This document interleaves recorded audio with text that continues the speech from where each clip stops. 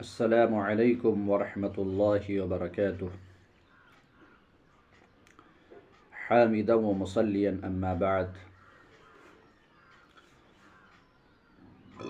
فاعوذ باللہ من الشیطان الرجیم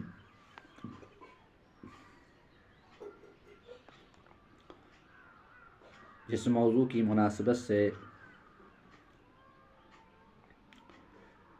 کچھ دیر باتیں ہوں گی وہ میرا موضوع ہے عورت اور اسلام۔ اسلام سے پہلے عورت کی تاریخ مظلومی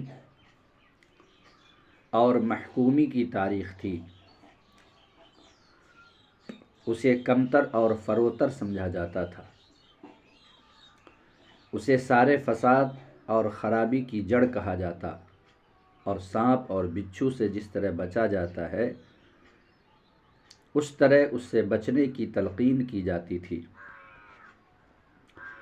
بازاروں میں جانوروں کی طرح اس کی خرید و فروخت ہوتی تھی۔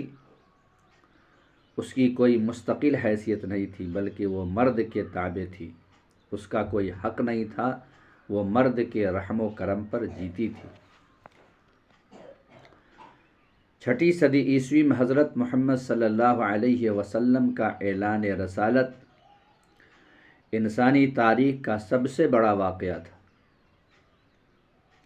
اس کے نتیجہ میں فکر و نظر کی دنیا بدل گئی اور سیرت و کردار میں انقلاب آ گیا۔ انسان نے نئے ڈھنگ سے سوچنا شروع کیا اور اس کی زندگی نے نیا رخ اختیار کیا۔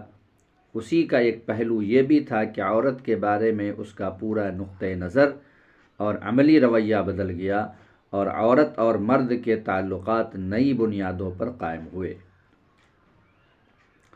اسلام نے اس تصور ہی کی جڑ کاٹ دی کہ مرد اس لیے باعزت اور سربلند ہے کہ وہ مرد ہے، اور عورت محض عورت ہونے کی وجہ سے کمتر اور ذلیل ہے۔ اسلام کے نزدیک عورت اور مرد دونوں برابر ہیں۔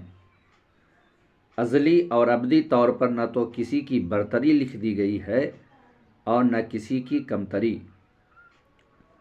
ان میں سے جو بھی ایمان اور حسن عمل سے آراستہ ہوگا وہ دنیا اور آخرت میں کامیاب ہوگا، اور جس کا دامن بھی ان اوصاف سے خالی ہوگا وہ دونوں ہی جگہ ناکام و نامراد ہوگا۔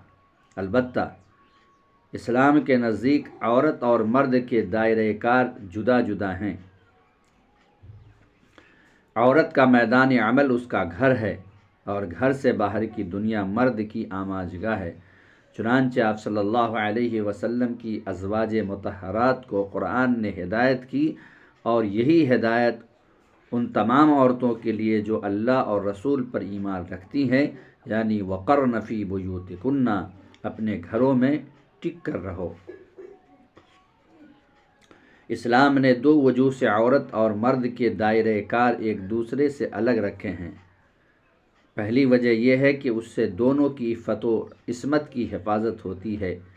جب بھی دونوں ایک میدان میں کام کریں گے، باعفت زندگی گزارنا ان کے لیے دشوار ہوگا۔ موجودہ دور میں جہاں کہیں اختلاط مرد و زن کی اجازت دی گئی، وہاں اس کا بڑا بھیانک تجربہ ہوا۔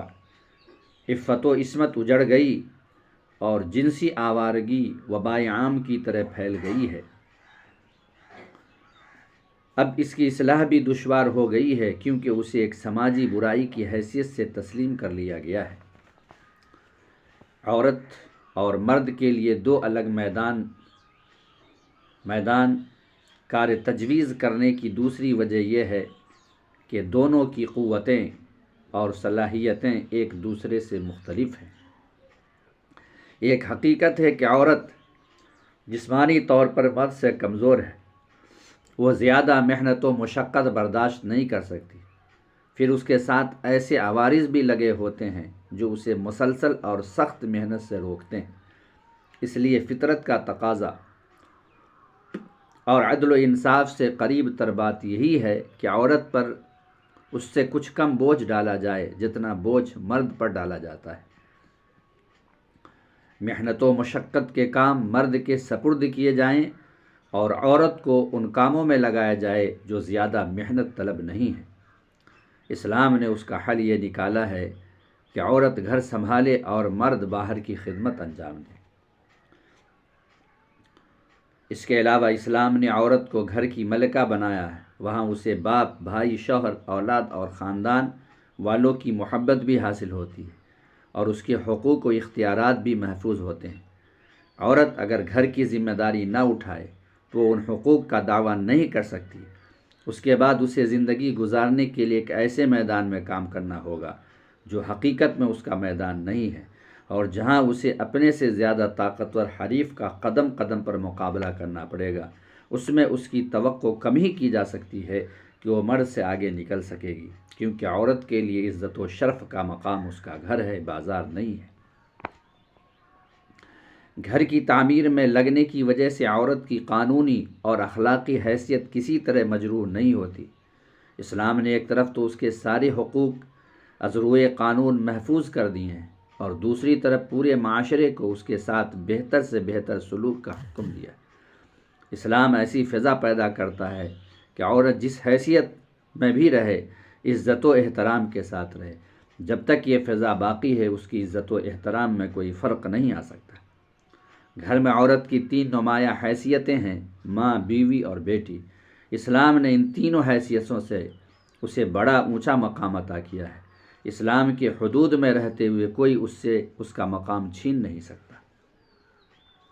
موجودہ دور میں اسلام کے بارے میں جو غلط فہمیاں پائی جاتی ہیں یا بالقصد پیدا کی جاتی ہیں، ان میں ایک یہ بھی ہے کہ اسلام نے عورت کو مرد کے برابر حیثیت نہیں دی ہے اور اس کی تگ و دو پر اتنی پابندیاں عائد کر دی ہیں کہ وہ زندگی کی دوڑ میں لازماً پیچھے رہ جاتی ہے اور ہمیشہ مرد کی دست نگر رہتی ہے۔ حالانکہ یہ ایک حقیقت ہے کہ اسلام نے سب سے پہلے مساوات مرد و زن کا علم بلند کیا۔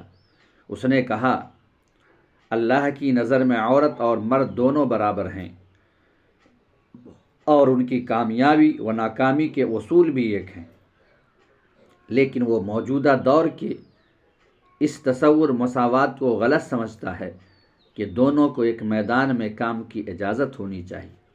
اس کے بغیر ان کے درمیان مساوات باقی نہیں رہ سکتی۔ اسلام کے نزدیک عورت کو گھر کی اور مرد کو باہر کی ذمہ داری اٹھانی چاہیے۔ اسلام کا مقصد صرف یہ ہے کہ عورت اصلاً گھر کی مالکہ اور منتظمہ ہے۔ اس کے باہر کی دنیا کو آباد کرنے کی فکر میں گھر اجاڑ نہیں دینا چاہیے۔